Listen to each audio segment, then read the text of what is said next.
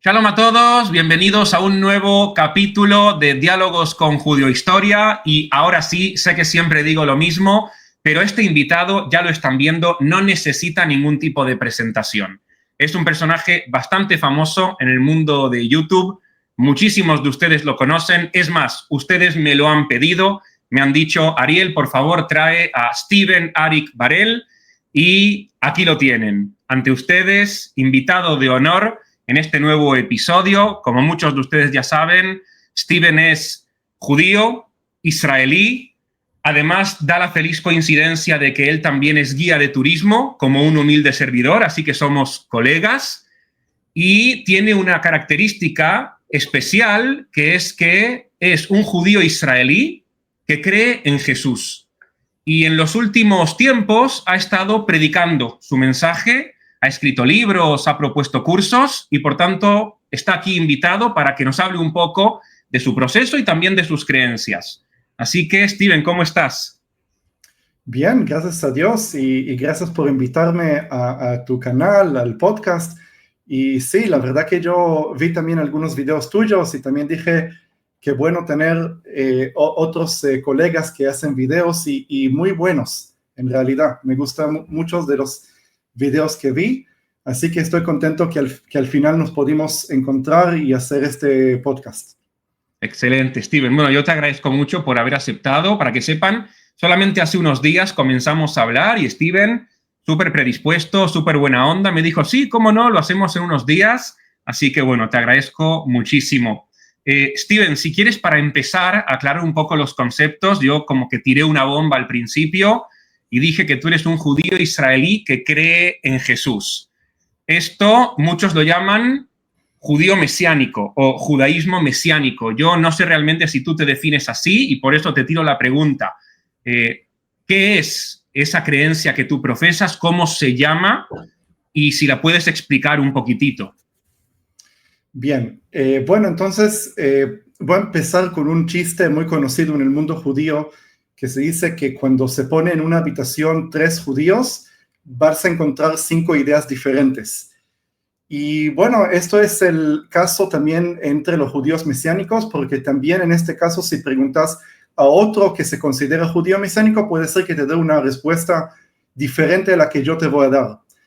Pero para hacerlo así sencillo, judío mesiánico, en mi opinión, no existe tal cosa judaísmo mesiánico, no es una religión, no es una denominación dentro del judaísmo y tampoco no dentro del cristianismo, sino que yo uso el término judío mesiánico más como un término de identidad étnica, ¿sí? Porque vamos a decir que desde el siglo II los judíos desaparecieron de la iglesia cristiana, ya no habían muchos judíos ahí, y a través del tiempo, si había un judío que quiso creer que Yeshua, bueno, Jesús en español, Yeshua en hebreo, que Yeshua es el Mesías judío, entonces, por un lado, la comunidad judía lo rechaza por creer en Yeshua,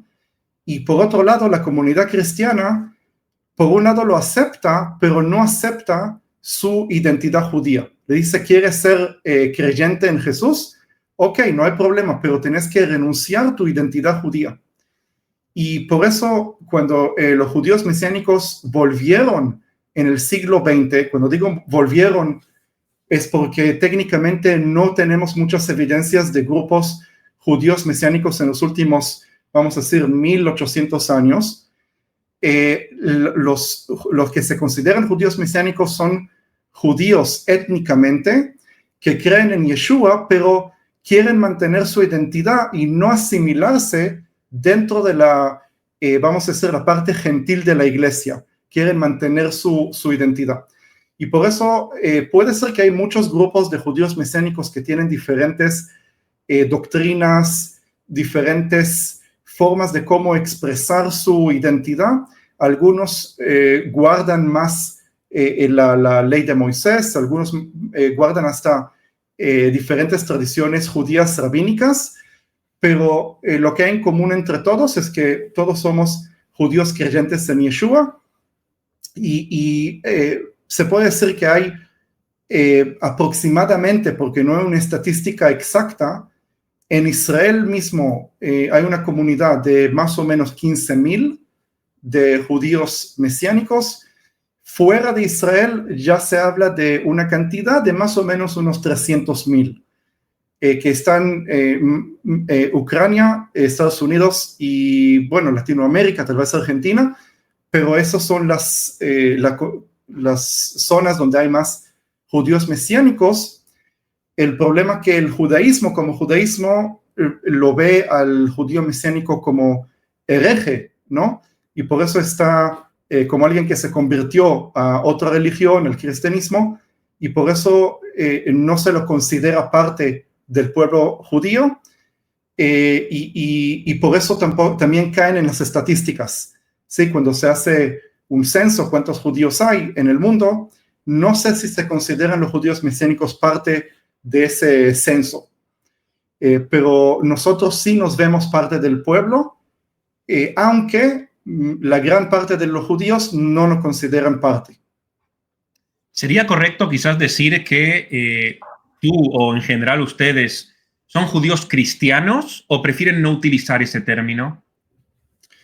Bueno, si vamos a la etimología, ¿qué significa mesiánico? Mesiánico viene de la palabra Mesías, Mashiach en hebreo, y si nosotros vemos cuál es la traducción de la palabra Mashiach al griego, vemos que es Christos, que es la misma palabra que más tarde es Cristo. Entonces, los seguidores del Mesías serán mesiánicos y en griego los seguidores de Cristo serán cristianos. Entonces, si la etimología, no hay ninguna diferencia entre decir mesiánico que decir cristiano, y por eso no me molesta si alguien me dice cristiano. El problema no es en la etimología, en qué significa la palabra, sino el problema es la connotación cultural.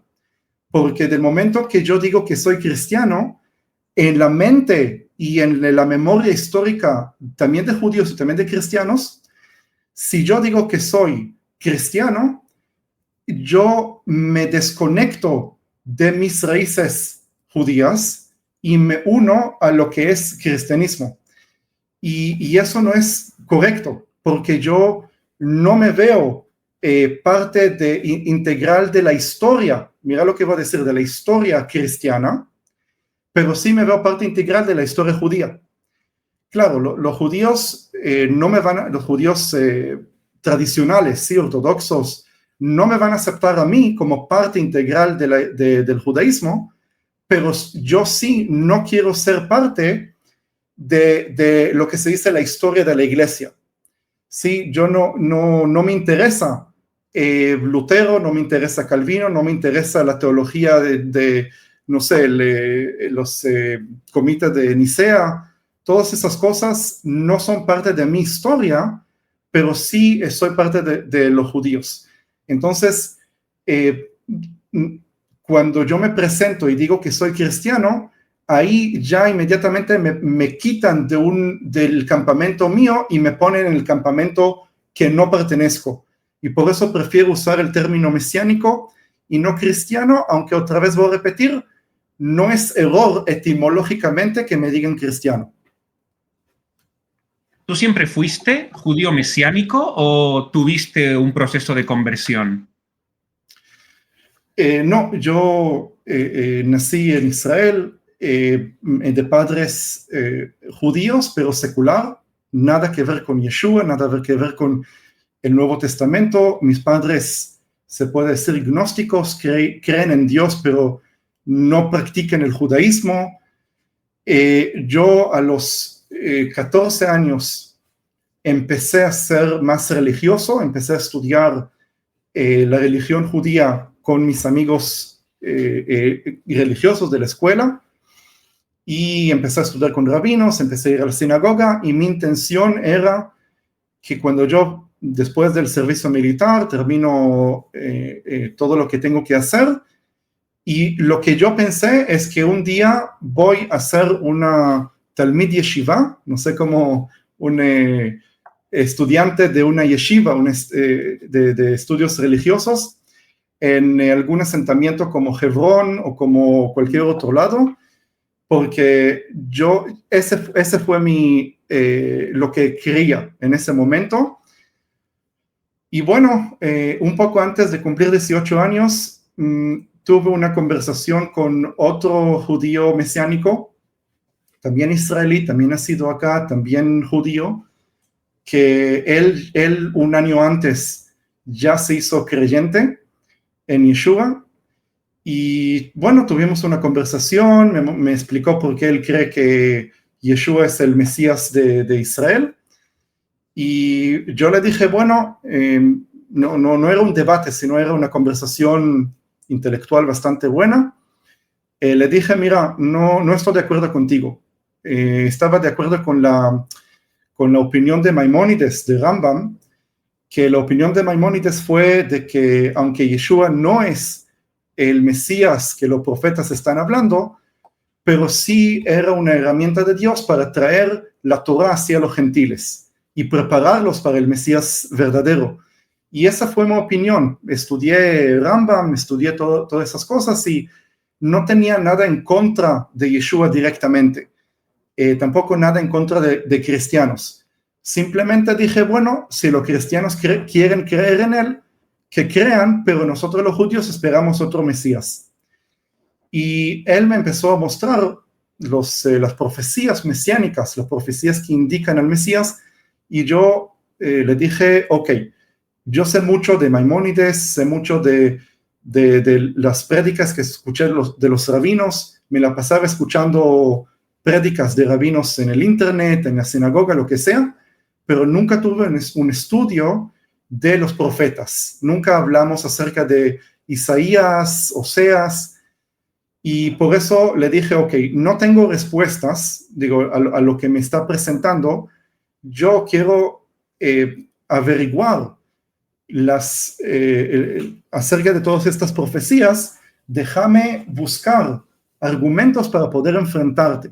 ¿Sí? No de manera mala, no de debate, sino porque estaba seguro que él estaba equivocado y yo lo quería corregir. Y de ahí comencé un proceso de unos 4 o 5 meses en que leí los textos bíblicos.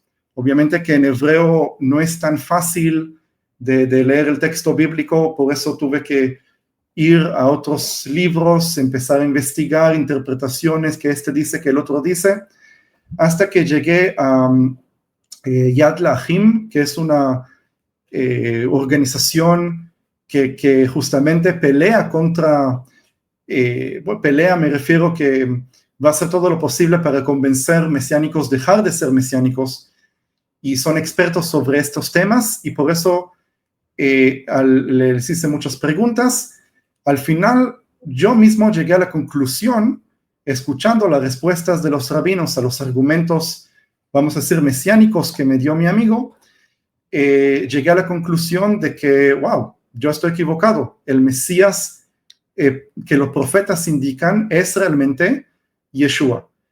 Y desde este momento me hice seguidor de Yeshua, y déjame decirte que la palabra conversión es un poco problemática para judíos mesiánicos.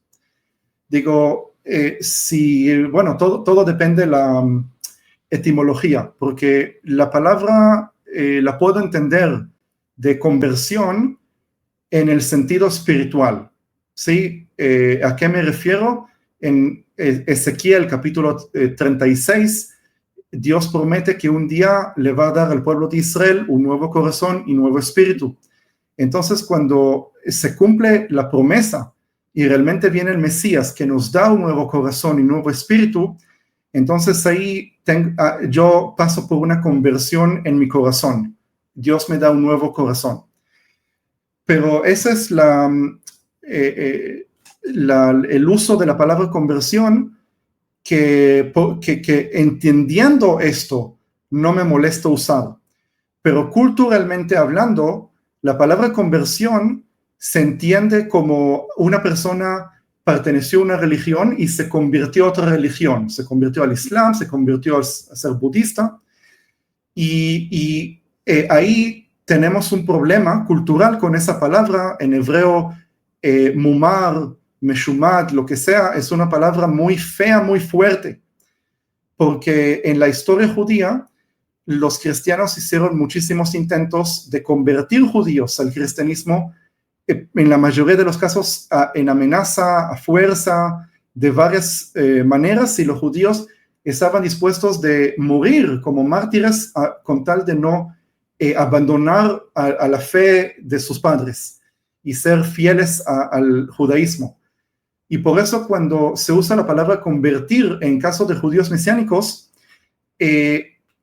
suena muy mal, porque lo que se entiende es que yo traiciono a mi Dios, traiciono a mi pueblo y me voy, como expliqué antes, al campamento del enemigo que persiguieron al pueblo judío.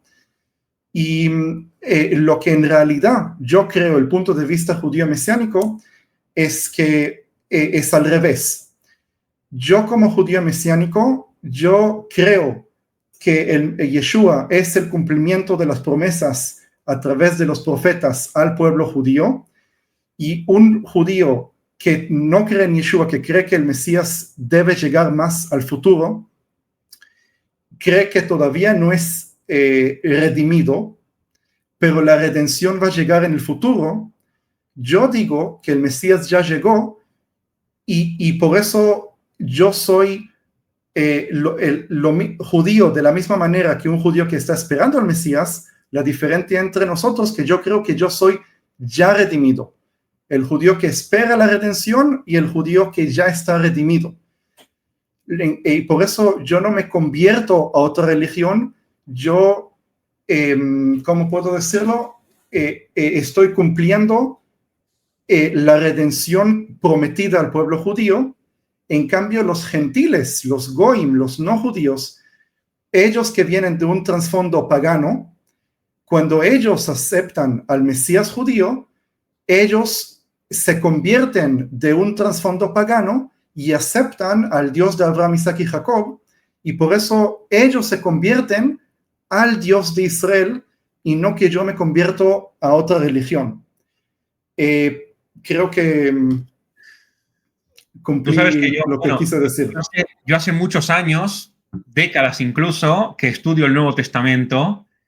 Uno de los libros que más me gusta leer es el de los Hechos de los Apóstoles, y esta es la primera vez que me pasa, creo, que escuchándote a ti, siento que quizás tus palabras son lo más parecido a lo que pensaban precisamente los primeros discípulos de Jesús del siglo I, que fueron quienes después predicaron su mensaje.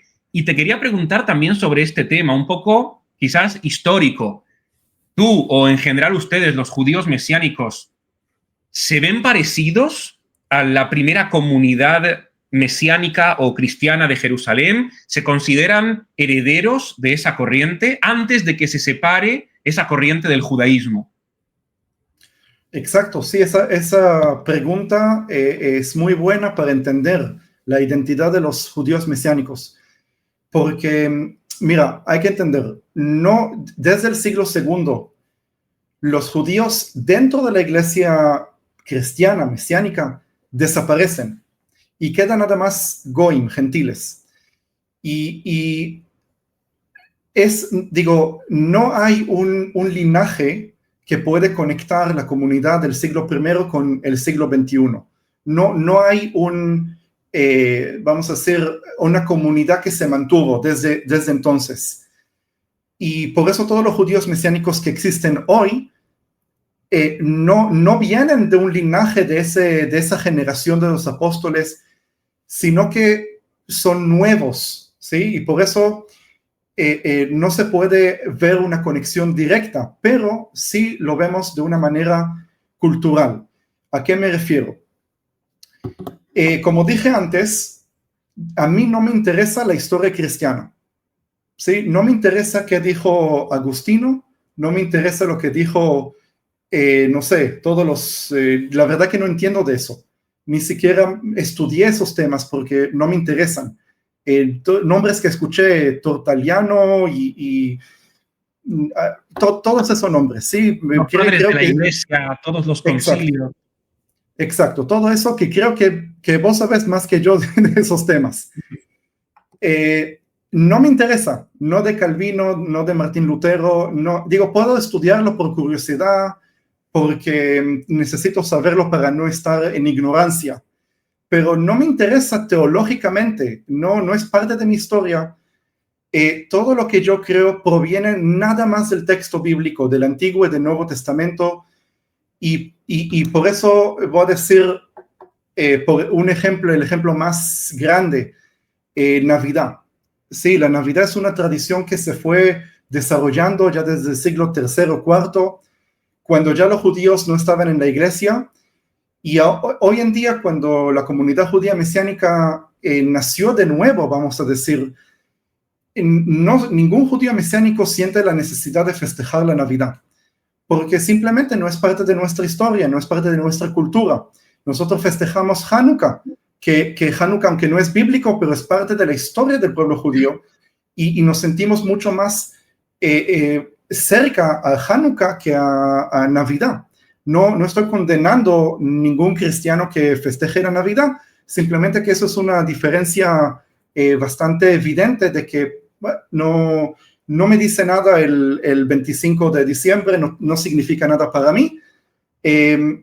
Y bueno, hay uno de los pioneros, vamos a decir, judíos mesiánicos que vivieron en el siglo XIX, que él era único, digo, no tenía su comunidad judía mesiánica, tuvo que tener contactos nada más con otros cristianos que de alguna manera entendieron su identidad, y cuando él antes de morir le escribió a la comunidad cristiana de, no me acuerdo en qué ciudad en Alemania, le puso, cuando muera en la tumba, quiero que pongan, soy un judío creyente en Jesús, que pertenece a la misma comunidad de Pedro y los apóstoles, que vive en el siglo XIX. ¿Sí? Y creo que eso es lo más exacto que puedo decir, porque como no estoy conectado a la historia cristiana, estoy conectado a los apóstoles del Nuevo Testamento. Siento que los últimos 2000 años de historia no me pertenecen a mí. Yo estoy conectado directamente a esa comunidad, y creo que es bíblico, porque Yeshua también dijo, los primeros serán últimos y los últimos serán primeros. Y yo creo que a eso se refiere, que hay una razón de por qué Dios hizo esconder al Mesías del pueblo judío, para que los últimos que sean salvos van a ser los que primero fueron salvos, que son los judíos. Bueno, puedo hablar mucho de este tema, pero creo que llegué al punto. No, es súper interesante todo lo que dices. Yo podría estar escuchándote horas. Como digo, a mí este tema me interesa muchísimo. Steven, ¿qué fue lo que pasó históricamente? ¿Por qué se dio esa separación? Porque según lo que tú cuentas, lo ideal, en teoría, hubiese sido que la iglesia esté dirigida por el pueblo judío. ¿Qué fue lo que pasó? ¿En qué momento se dio esa separación y por qué? Bueno, wow. Tengo una respuesta espiritual y una respuesta histórica.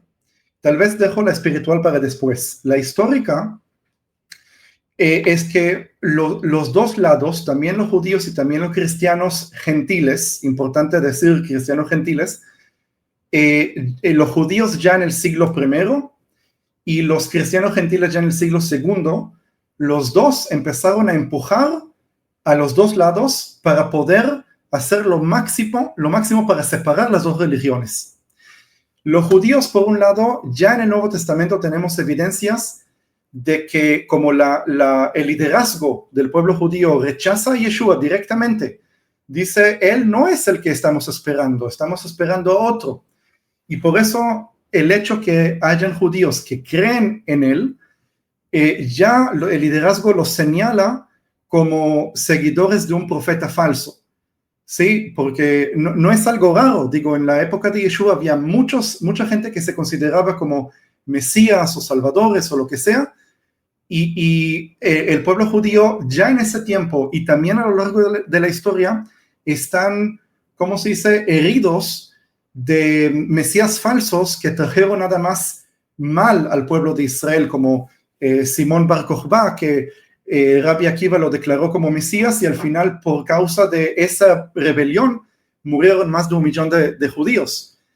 Y por eso el liderazgo judío se guarda, trata de guardarse que el pueblo no vaya detrás de mesías falsos, y consideraban que Yeshua es uno de esos mesías falsos.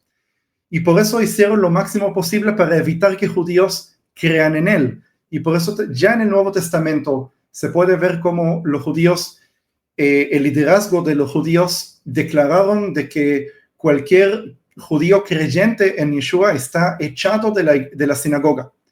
Sí, ya lo podemos ver eso en los evangelios y en el libro de Hechos, que no dejan entrar, y aún más tarde entra dentro de la tradición judía una bendición, lo digo con entre comillas porque no es una bendición, sino es una maldición que se llama Birkat Aminim, la bendición de los herejes.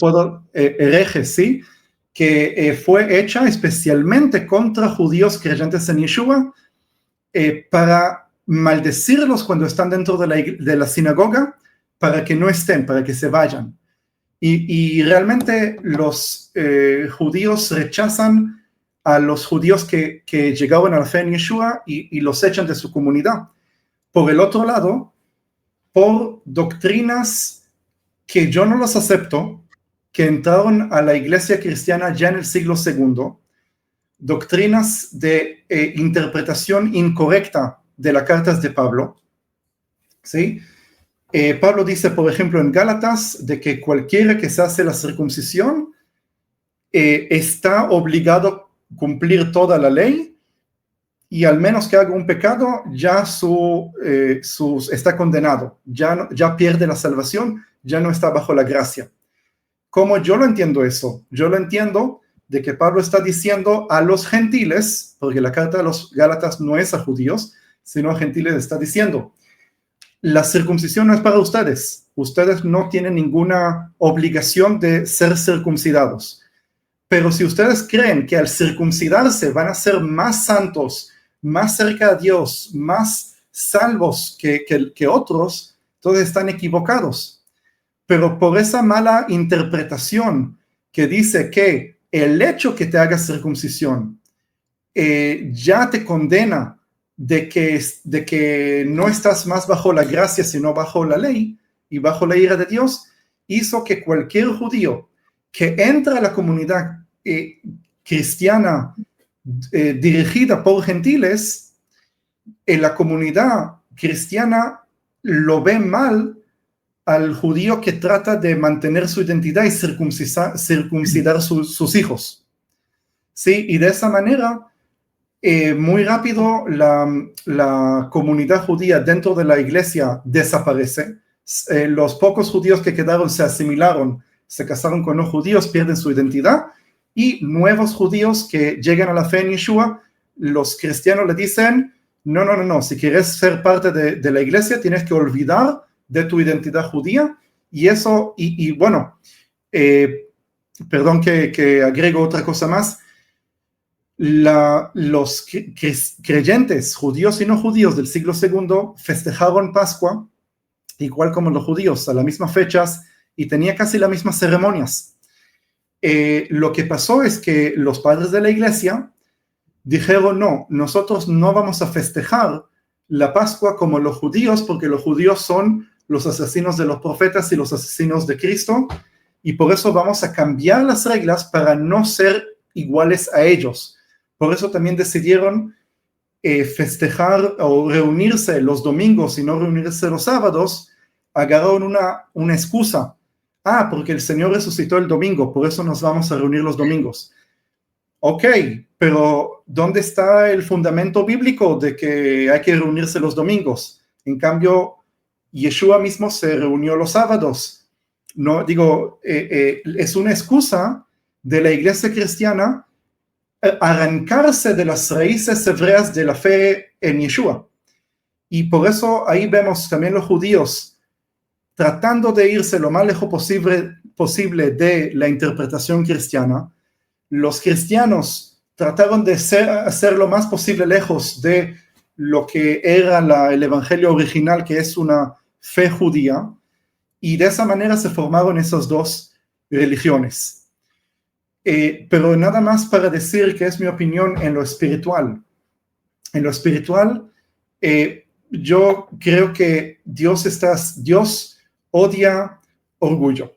Sí, Dios no le gusta el orgullo, y por eso lo que Dios está haciendo tiene un plan muy sofisticado de cómo, ¿cómo se dice en español? El ashpil, humillar al que es orgulloso y levantar al que es humillado. Y yo creo que Dios está haciendo algo muy interesante en la historia.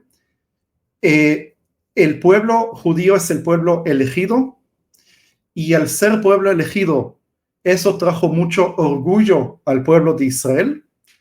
Por eso Dios eligió, y está basado en la Biblia, de que Dios esconde su rostro de su pueblo elegido, como está escrito también en Deuteronomios 31, 32, que Él va a esconder su rostro. Él revela su rostro a los gentiles para salvarlos y de esta manera humillar al pueblo elegido. Pero eso no es el fin. Dios permite que el pueblo de Israel sea humillado para que llegue un momento que Dios juzgue a todos los que odian Israel. Dios salva al pueblo de Israel, los levanta y humilla todo el resto de las naciones. Y ese es el plan de Dios, que yo creo, que Dios hizo esconder a los judíos su propia salvación, que la salvación llegue a los gentiles, pero que al final, como expliqué antes, los últimos serán primeros y los primeros serán últimos. Dios va a usar al mismo pueblo judío para humillar al resto de las naciones. Historia, historiografía y teología en una única respuesta. Impresionante. Yo creo que a estas alturas la gente ya te está empezando a amar, si es que no te conocían de antes. Y justamente por eso quiero aprovechar un poco esta charla para presentar un poco las cosas que tú has estado haciendo estos últimos años.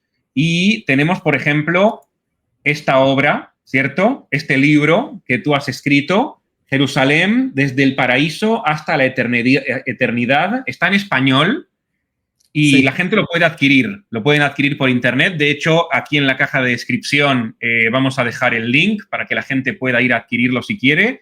Steven, yo estuve leyendo el otro día que estuviste años escribiendo este libro, ¿cierto? ¿De qué se trata? ¿Puedes hablarnos un poquito? Sí, claro. Bueno, yo comencé a los 23 años ser guía. Sí, después que terminé mi servicio militar, lo primero que hice es el curso de ser guía y empecé a estudiar, a hablar, y llevo grupos al Monte de los Olivos, porque para mí el Monte de los Olivos es el lugar más importante en Israel. Digo, no por el Monte de los Olivos, sino por la vista que tiene, mirando así el Monte del Templo. Y yo quise que los grupos que yo llevo al Monte de los Olivos alcancen a entender qué es lo que están viendo, qué es el Monte del Templo. Y no pude formar en el poco tiempo que tengo, porque no puedo estar ahí 4 horas, hay un itinerario que tengo que cumplir. Y por eso, ¿cómo puedo explicar lo que yo tengo en mi mente de qué significa Jerusalén? Y por eso todos me dijeron, no, tus entendimientos tenés que escribirlo en un libro. Y cuando empecé a escribir, al principio pensé que va a ser un libro así de no sé, 50 páginas. Pero poco a poco veo que hay más y más información y voy investigando y me tardó 8 años de escribirlo. En pocas palabras, ¿qué es este libro? Primero, que es un análisis de qué es Jerusalén. También en el pasado, Hablo de Melquisedec, de Abraham, de Isaac, de David, de Salomón, de toda la historia, pero mi enfoque no es un análisis histórico, sino un análisis teológico de por qué Dios eligió Jerusalén. Mi tesis principal es por qué creo yo que, a pesar que no está escrito eso directamente, de manera abierta, pero sí la Biblia nos indica de que el mismo lugar geográfico del Jardín del Edén que aparece en Génesis 2 y 3 es la misma ubicación de la ciudad de Jerusalén.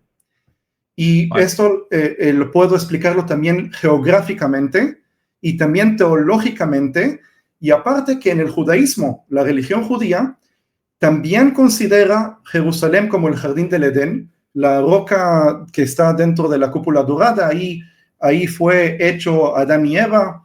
Sí, de ahí se fundó todo el mundo, y por eso también el judaísmo tiene base en esa idea, pero no creo en eso por el judaísmo, sino que justamente el Nuevo Testamento nos da muchas pistas más de conectar el Jardín del Edén con Jerusalén, y del momento que entendemos la conexión entre Jerusalén y el Jardín del Edén, nos lleva a otras conclusiones más, y podemos leer la Biblia y entender mucho más.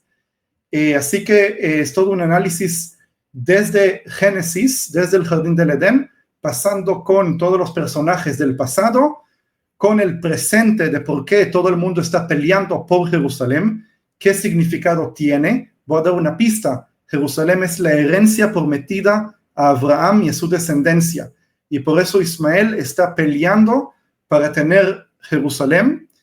Es una guerra espiritual. Esa es la razón que todo el mundo nos odia y quiere echar a los judíos de esta tierra. Y del futuro, de la segunda venida, como Yeshua mismo va a retornar del cielo y establecer su reino sobre todo el mundo, cuando su capital es Jerusalén. Impresionante. Aquí en la caja de descripción, los que lo quieran adquirir, en Amazon, ¿cierto? En Amazon, también está en inglés, también de forma digital. Y okay. Sí. Espectacular. Y he visto también que ofreces cursos. Has abierto una academia, Centro Mesiánico de Israel, ¿cierto? Sí, se llama Centro Israelí Mesiánico de Estudios Bíblicos. Eso. Mi intención era hacer algo mucho más grande, pero eso le doy a Dios que poco a poco se cumpla, si es la visión de Él, porque si es de mía personalmente, no tiene ningún sentido. Lo que pasa es que mi idea era formar un centro de estudios para cristianos, pero también el que no es cristiano está invitado, no hay ningún problema. Estudiar el texto bíblico de perspectiva judía mesiánica, que creo yo muchos anhelan ver esa perspectiva, pero les cuesta mucho. Hay muchos profesores de teología que estudiaron años el hebreo, pero su nivel de hebreo no es como el mío, que el hebreo es mi primer idioma, y por eso yo creo que tal vez yo no soy profesor de teología, pero de lo que yo sí puedo, ¿cómo se dice la palabra en español? Contribuir, agregar, sí. Contribuir hacia la iglesia para entender qué es Israel, qué es la conexión entre la Biblia, la iglesia, el Mesías, el pueblo judío, el Estado judío y la tierra de Israel. Eso es lo que yo quiero hacer, y por eso más al futuro voy a ofrecer tours seminarios. Digo, traer grupos a Israel que vengan no como turistas, sino como estudiantes, visitar los sitios bíblicos, pero profundizar y estudiar todo el contexto geográfico, cultural, histórico. Y lo que mientras tanto también estoy ofreciendo son cursos en línea grabados. Más tarde voy a hacer también no grabados. Y el curso primero que aparece es la Introducción a la Geografía Bíblica, 14 clases donde explico todo el Medio Oriente, Egipto, Mesopotamia, y vamos estudiando Samaria, Judea, Negev, Galilea, todo lo que sea. Muy importante para cualquiera que quiera estudiar la Biblia, porque el contexto geográfico es muy importante de comprender. Y el segundo curso se llama La Trinidad y la Divinidad del Mesías, parte 1, que ahí yo explico por qué yo creo en la Trinidad y que el Mesías tiene que ser Dios encarnado, de punto de vista judío. Digo, no uso el Nuevo Testamento, porque el judaísmo dice que el Nuevo Testamento es un texto pagano que inventó idolatría de la Trinidad, y yo explico por qué la Trinidad y la creencia que el Mesías tiene que ser Dios encarnado tiene que ser desde Génesis, porque si yo, como judío, si yo leo en el Nuevo Testamento algo que contradice el Antiguo Testamento, el Nuevo Testamento no tiene ningún valor. Y por eso la doctrina de la Trinidad y la divinidad del Mesías tienen que venir del Antiguo Testamento, y ese curso yo explico desde Génesis paso por paso dónde aparece la Trinidad y la creencia en la divinidad del Mesías en el Antiguo Testamento. Steven, una pregunta que me surge así ahora, improvisada. Los mesiánicos, con respecto al Nuevo Testamento, ¿aceptan el Nuevo Testamento clásico, el que nos ha legado la historia tal y como es? ¿O hay algunas partes que son problemáticas y que no se aceptan? Bueno, como dije al principio, hay muchos judíos mesiánicos que tienen diferentes ideas. Yo no conocí ningún judío mesiánico que rechaza alguna parte del Nuevo Testamento. Sí escuché de algunos que rechazan las cartas de Pablo, pero la mayoría de los judíos mesiánicos que yo conozco, bueno, como dije antes, escuché de algunos, pero todos los judíos mesiánicos que yo conozco aceptan todo el Nuevo Testamento hasta Apocalipsis, incluyendo las cartas de Pablo. Ok. Steven, antes mencionaste que tú eres judío desde el punto de vista étnico y que culturalmente te identificas también como judío, y hay algunas fiestas, dijiste Hanukkah, que no está en el Tanaj, pero sí culturalmente, tradicionalmente es una fiesta judía y por tanto los mesiánicos la celebran. Mi pregunta es, ¿los mesiánicos están obligados al cumplimiento de las mitzvot o con la llegada de Yeshua, así como profesa el cristianismo tradicional, las mitzvot quedan anuladas? Bueno, así. Otra vez voy a decir lo mismo. Puede ser que si hagas la pregunta a otro judío mesiánico tenga una diferente respuesta, pero yo digo que es mi opinión y la opinión de la mayoría de los judíos mesiánicos que yo conozco. La ley de Moisés, el pacto que hizo Dios con Moisés en el monte Sinaí, ese pacto tiene condiciones. Digo, Dios dice al pueblo, si escuchan mi voz y hacen lo que yo les digo, entonces serán esto, esto y esto. Y luego dice, pero si no escuchan, entonces se va a romper el pacto, leafer et briti. Sí, no sé cómo está en español exactamente. Y ahí nosotros creemos que Dios hace un nuevo pacto, como dice en Jeremías 31, versículos 31 a 34, que Dios hace un nuevo pacto que no va a ser como el pacto que se hizo cuando salieron de Egipto. Y por eso yo creo que las leyes de la ley de Moisés, de la Torá, son las condiciones del pacto. Y del momento que hay un nuevo pacto, que el pacto anterior se rompe y se hace uno nuevo, deben haber nuevas condiciones para ese nuevo pacto. Y lo que yo creo es que el antiguo pacto era una sombra del nuevo pacto. Digo, el objetivo no era cumplir literalmente las leyes. Claro, hasta que viene el Mesías debe ser literal. Hasta que viene el Mesías tenemos que cumplir si no estamos condenados. Pero luego, después que viene el Mesías, estamos libres del pecado y creemos nosotros, como dice Pablo, que la razón de por qué Dios da la ley al pueblo de Israel es por causa del pecado. Digo, el pueblo está en pecado, necesita ley. Del momento que estamos liberados de la ley, entonces la ley no nos afecta porque ya no tenemos pecado. No quiero que me entiendas mal. No significa que no caigo en pecado. No significa que soy santo en el sentido que no, los creyentes en Yeshua, judíos y no judíos, siguen en pecado, pero su pecado fue perdonado. Perdonado. Sí. Expimentado. Expiado, gracias. Sí. Perdón que me cuesta esa un poco. Esa palabra difícil, sí. Sí.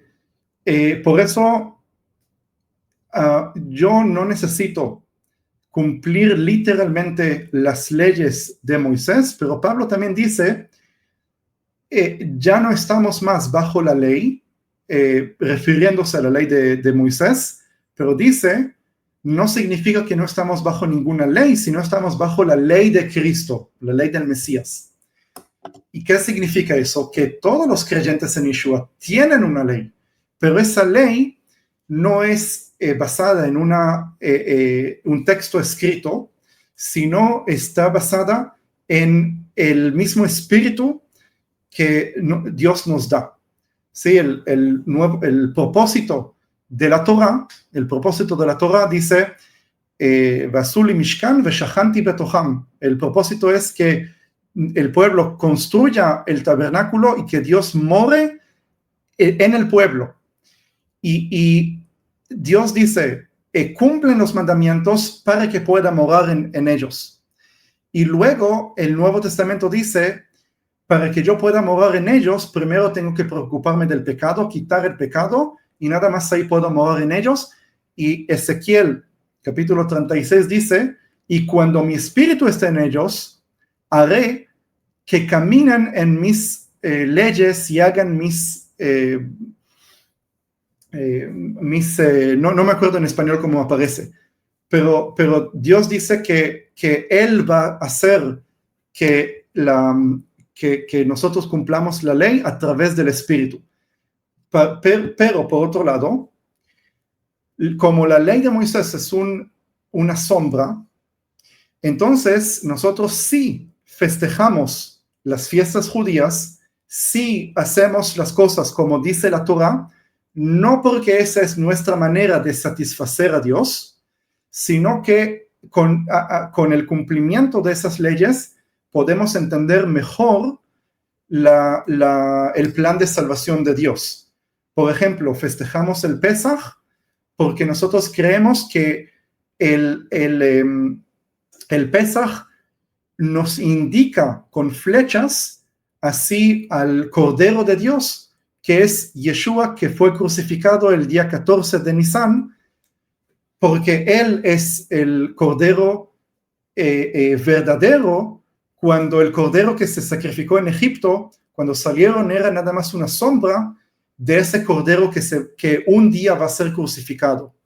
Y por eso, para nosotros, es muy importante como parte de nuestra tradición y como una forma de educación, entender mejor nuestra fe. ¿Y los gentiles cristianos tienen o pueden celebrar las tradiciones judías en referencia a los movimientos que están surgiendo hoy en día de raíces hebreas que intentan un poco mimetizarse con el pueblo judío? ¿Cómo deja todo esto a esas comunidades?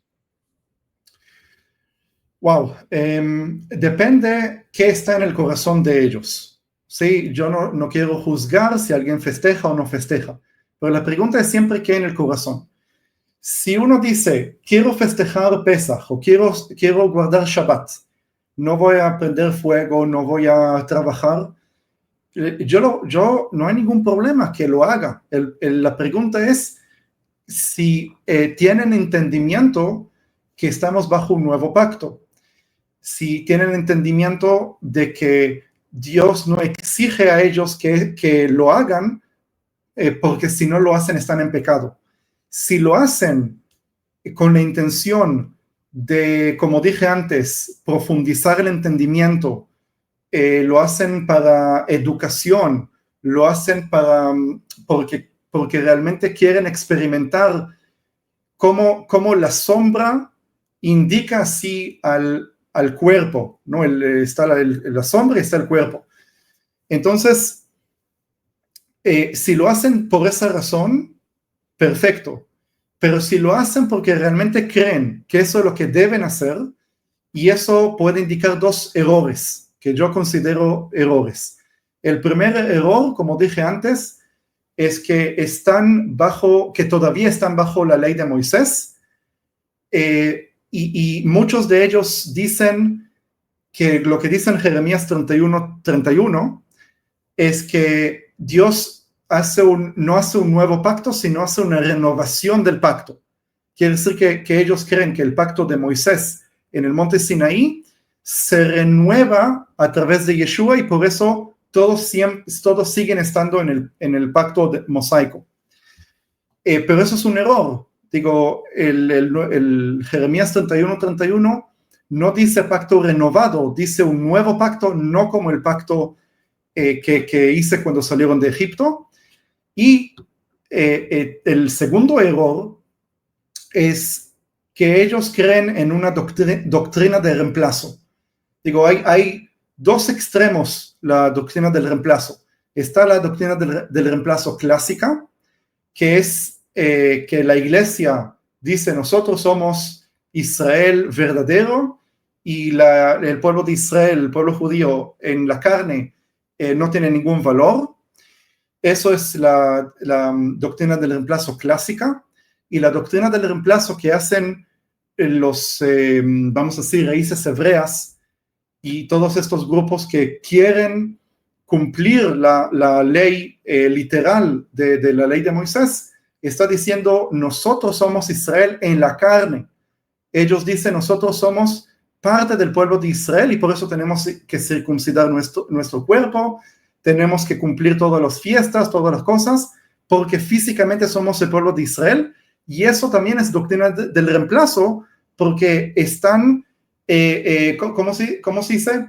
Tratando de reemplazar al pueblo judío físico, literal. Y eso es, en mi opinión, es abominación. Otra vez, los movimientos de raíces hebreas arruinaron la expresión raíces hebreas, porque yo creo que todo cristiano debe estudiar las raíces hebreas, debe entender el hebreo, debe entender el contexto judío del texto del Nuevo Testamento. Pero el problema es que estos movimientos de raíces hebreas no lo hacen correctamente, sino lo hacen con muchas doctrinas falsas que metieron dentro de sus doctrinas. Así que buscar las raíces hebreas de la fe, perfecto.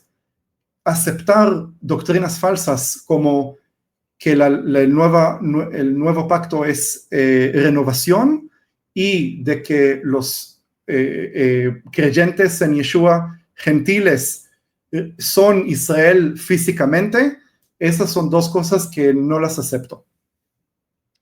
Entonces, para entenderlo desde el punto de vista conceptual, ¿no? A mí me queda claro que tú eres un judío mesiánico, pero un gentil de raíces hebreas, ¿también es un judío mesiánico o habría que llamarlo quizás un cristiano judaizante? Quizás es un tema diferente. Eso, creo que hay entre esa gente que se llaman raíces hebreas o que se llaman judíos mesiánicos, aunque no son judíos, o se llaman hebreos o se llaman israelitas, no necesariamente judíos, tienen una confusión de identidad y están en una situación, wow, porque como dije al principio, cuando yo digo que soy judío mesiánico, dije no es una denominación, sino es un término de identidad étnica. Y si alguien que no es judío usa el término hebreo, mesiánico, israelita, está confundiendo su identidad. Y voy a decir lo siguiente, por ejemplo, Pablo, por lo menos en 2 lugares, dice, en Cristo no hay judío y no hay gentil. Entonces muchos usan eso, muchos que creen en la doctrina del reemplazo usan eso diciendo, miren, no hay judío y no hay gentil, entonces significa que no debes guardar tu identidad judía. Pero luego dice, no hay hombre y no hay mujer, no hay esclavo y no hay dueño, no sé cómo está escrito. Y entonces, si no hay hombre y no hay mujer, entonces un hombre puede ser una mujer puede ser un hombre. Lo que Pablo quiso decir en eso que no hay judío y no hay gentil en Cristo, es que no hay un privilegio al judío más que al gentil en la gracia de Dios. Digo que el judío no es más santo que el gentil y por eso no tiene un privilegio más grande. Todos somos igual delante de Dios, judíos y gentiles, hombres y mujeres, y cada uno tiene que dar sus propios cuentas con Dios, para bien y para mal. Y por eso el judío queda judío, el gentil queda gentil, igual como una mujer queda mujer y un hombre queda hombre. Eso que espiritualmente Dios permite a los gentiles entrar dentro del olivo, como dice Pablo en Romanos 11, ser injertados dentro del olivo, significa que Dios los considera como parte de manera espiritual, parte de Israel, parte de la familia de Israel, ¿no? Como en Isaías capítulo 66 dice, y vendrán de los lugares lejanos, no me acuerdo cómo está y al menos no me acuerdo en español, pero dice, y también de ellos agarraré gente y los voy a convertir en mis sacerdotes. Sí, está hablando de los gentiles, que al final de los días Dios va a agarrar gentiles y los va a hacer unir a su pueblo. Pero otra vez, eso se trata de la segunda venida. Eso se trata cuando el Mesías ya esté aquí y Él ya nos va a dar su identidad de manera completa. Y ya ahí no creo que va a haber judío y gentil. Pero sí creo que hasta que venga el Mesías, mientras estamos en nuestro cuerpo carnal y sigue habiendo diferencias de ADN, el pueblo judío sigue siendo descendiente de Abraham y los gentiles descendientes espirituales de Abraham y no físicos. Ok, queda claro. Steven, si te parece, vamos a tocar un tema un poco más polémico, por si no es lo suficientemente polémico todo lo que hemos hablado, y sobre todo un tema muy actual. A mí me gustaría preguntarte, a nivel personal y dentro de la gente con la que tú te mueves aquí en Israel, de judíos mesiánicos israelíes, ¿cuál es la relación entre el movimiento de ustedes aquí en Israel y el sionismo? ¿O cómo ven al Estado de Israel? ¿El Estado de Israel es un Estado que hay que apoyarlo? ¿El sionismo es un movimiento legítimo? ¿O hay críticas hacia el sionismo y hacia el Estado de Israel? Bueno, te voy a decir lo siguiente. Yo creo que el sionismo es un movimiento, y mira, voy a decirlo de manera tal vez que va a sonar un poco radical para todos, creyente, no creyente, judíos y no judíos. Yo creo que el sionismo es 100% obra de Dios. Desde el comienzo. Herzl, Ben Gurión, Jabotinsky, todos es obra de Dios. No digo que toda esa gente son perfectos y que nunca hicieron errores, que estoy siempre de acuerdo 100% con todo lo que dijeron, con todo lo que hicieron, pero hay que entender en la interpretación mía personal y también de la comunidad judía mesiánica acá en Israel, que el sionismo es 100% obra de Dios y no obra de humanos, porque quiero que, muy importante decirlo, desde la Primera Guerra Mundial, o tal vez antes, pero desde la Primera Guerra Mundial uno puede hacer análisis histórico de todo lo que pasó. Y hay tantas circunstancias que se formaron de manera de casualidad, vamos a decirlo de esta manera, que si no se hubieran puesto a ese orden, el Estado de Israel nunca se iba a formar. El Estado judío nunca se iba a formar.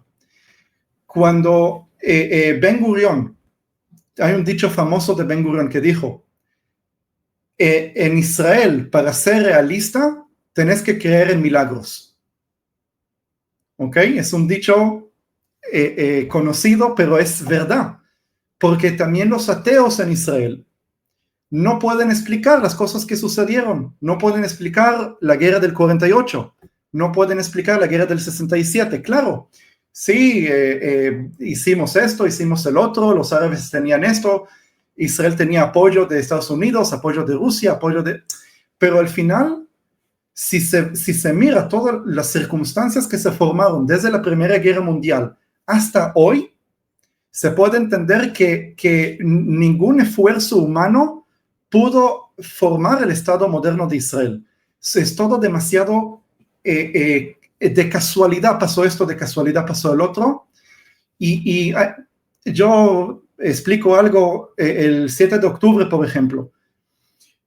Cuando se investiga qué es lo que pasó el 7 de octubre en el ejército, por qué no había guardias, por qué no hubo una fuerza ahí en la frontera con Gaza, se dice, ok, habían estas circunstancias acá y otras circunstancias acá, y bueno, algunos dicen había alguna traición, había esto, había el otro, pero yo digo no. La Biblia dice, si Dios no guarda la ciudad, en vano guarda el guardia. ¿Sí?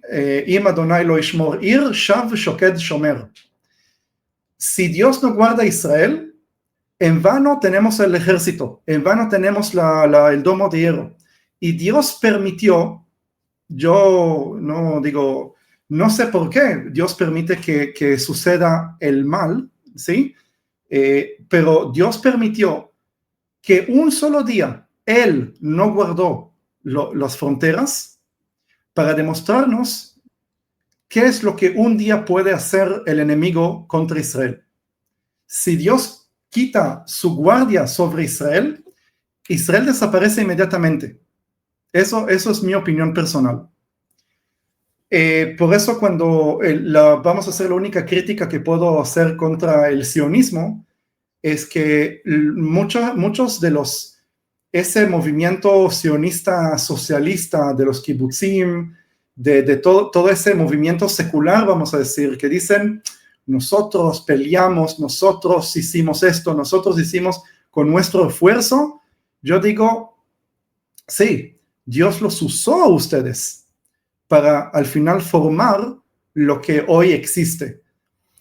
Y bueno, hablé mucho de qué es mi opinión acerca del Estado de Israel, pero para contestar al final la pregunta, voy a decir sí, los judíos mesiánicos apoyan a Israel 100%, no apoyan todo lo que Israel siempre hace, porque yo también puedo criticar lo que Netanyahu dijo y lo que Netanyahu hizo, pero no significa que estamos en contra de Israel, al contrario, judíos mesiánicos van al ejército, defender Israel, hacer lo máximo que se puede para defender Israel. Judíos mesiánicos salen al mundo a hablar en diferentes iglesias para convencerlos en contra del antisemitismo cristiano, en contra de la doctrina del reemplazo, a favor de que Israel es el cumplimiento de las promesas y las profecías de los profetas del Antiguo Testamento, y que Israel es la herramienta principal para Dios hacer volver el Mesías, y esa es la razón por qué todo el mundo está contra Israel. El mundo odia a Israel, no solamente los países árabes alrededor de Israel, sino todos los gobiernos del mundo siempre critican a Israel, siempre declaran el odio, y eso no es natural. Eso no es natural, eso es una guerra espiritual, porque detrás de todo hay una fuerza que quiere que los judíos no vuelvan a su tierra, porque la Sitra Achra, la fuerza vamos a decir, del diablo, quiere hacer todo lo posible que el Mesías no vuelva a Jerusalén. Y eso es el mensaje principal que puedo dar, porque no importa si los judíos son creyentes o no son creyentes, Dios tiene que cumplir su promesa a Abraham y entregar la tierra a su descendencia. Tú sabes que escuchándote, y quizás ya para ir terminando, me doy cuenta de que tú estás en una posición, en una situación bastante curiosa, bastante inusual. Por un lado, como dijiste al principio, muchos judíos te miran con desconfianza por tu creencia en Jesús. Por otro lado, dentro de muchas congregaciones cristianas todavía hay antisemitismo. Entonces, te atacan de aquí también. Entonces, te tiro quizás una pregunta a nivel personal. ¿Cuál es tu prioridad? ¿Tu prioridad es predicar el mensaje de Yeshua entre los judíos para que los judíos lo conozcan, o intentar eliminar la dosis de antisemitismo que hay entre los cristianos hoy en día? ¿Qué es más importante para ti? Wow, es una pregunta difícil. Quizás están al mismo nivel, puede ser también.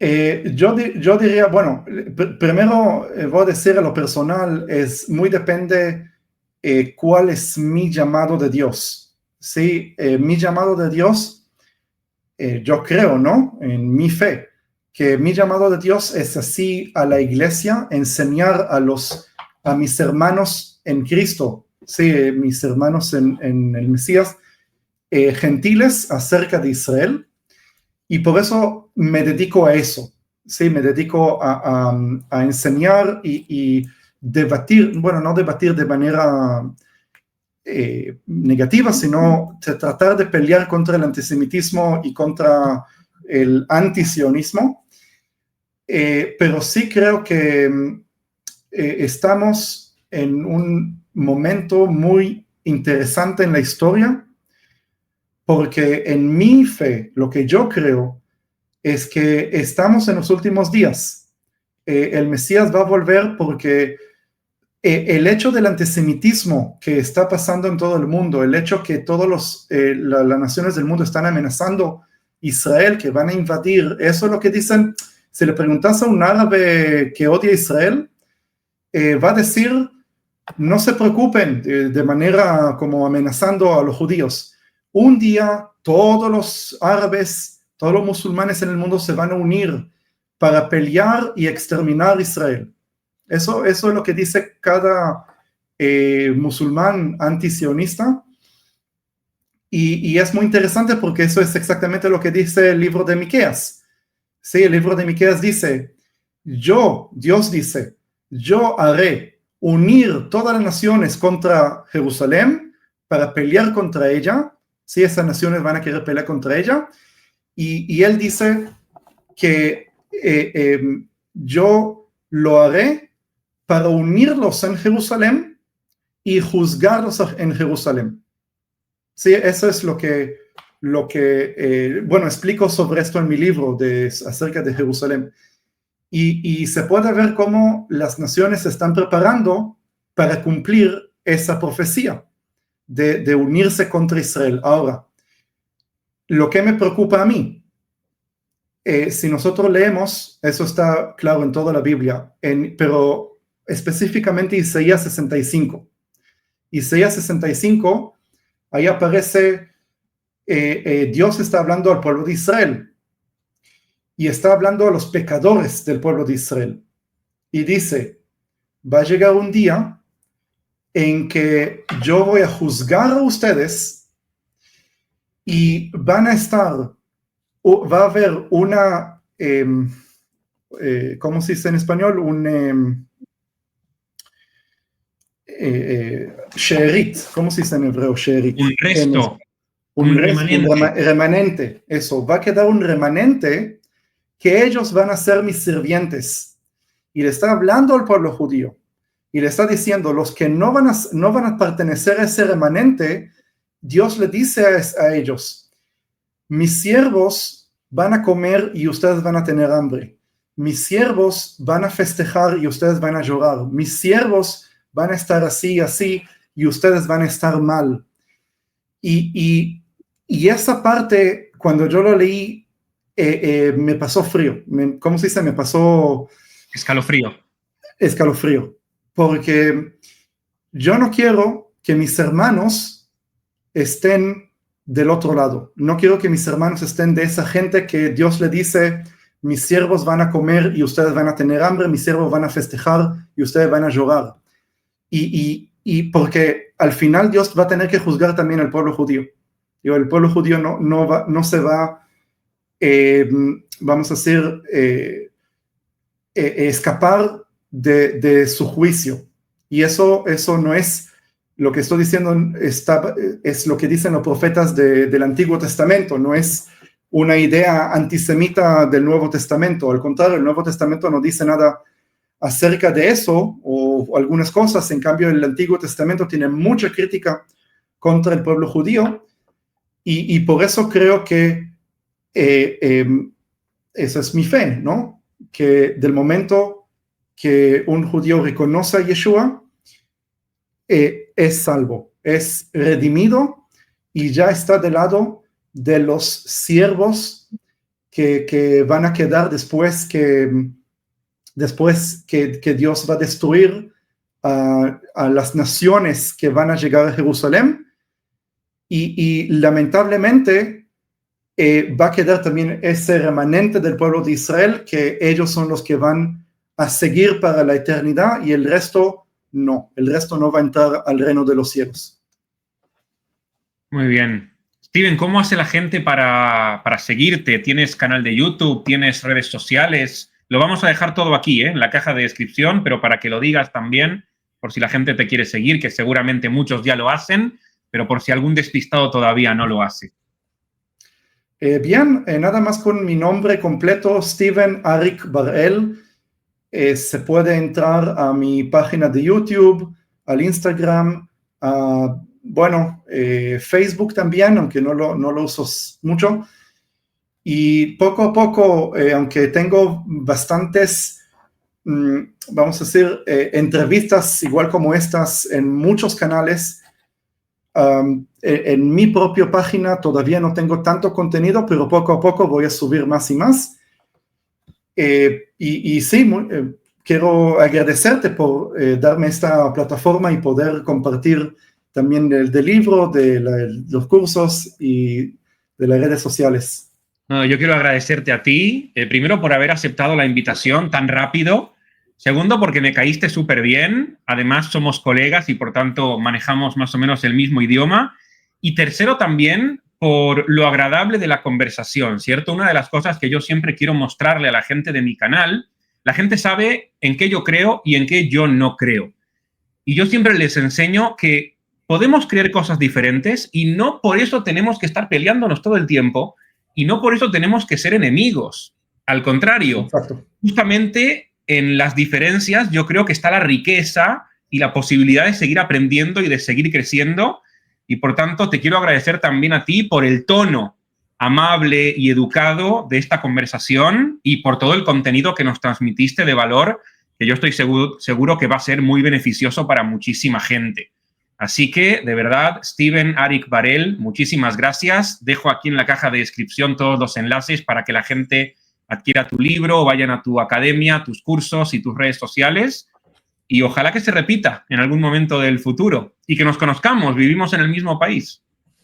Amén, sí, ¿por qué no? Con mucho gusto.